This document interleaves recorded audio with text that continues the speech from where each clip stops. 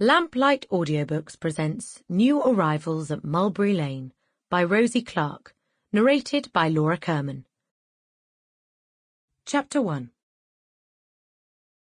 The girl stood hesitating on the corner of Mulberry Lane, watching as people visited the pub and the shops, calling out and talking to each other, laughing in the manner of old acquaintances.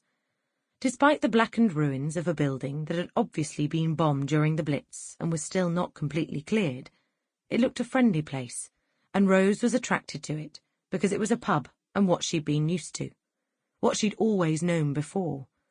She'd grown up with the hustle and bustle of a pub, and, in spite of things she would rather forget, it was drawing her on.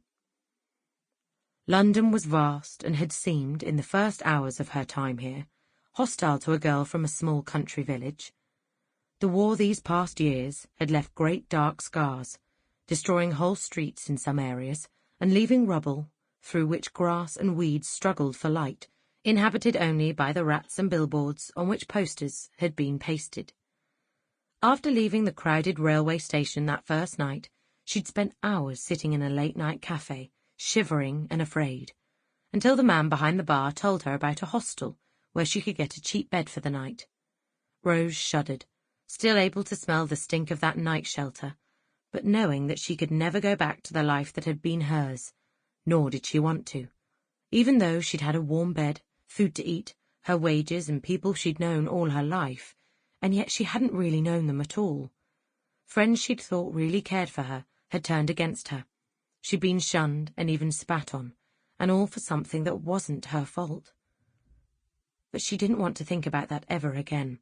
She couldn't go back, so she must go on. And that meant she had to find work.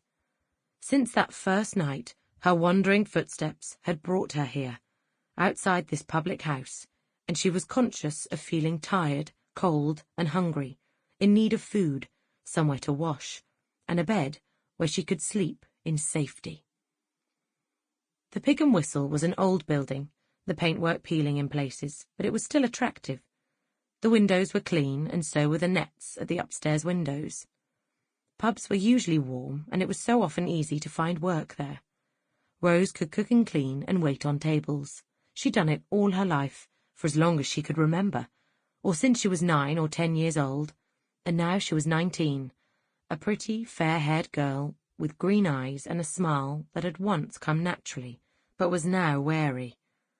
She crossed the road, which was cobbled and uneven, and went under the brick arch into the pub yard, pausing to admire the tubs of bright flowers that... Sample complete. Ready to continue?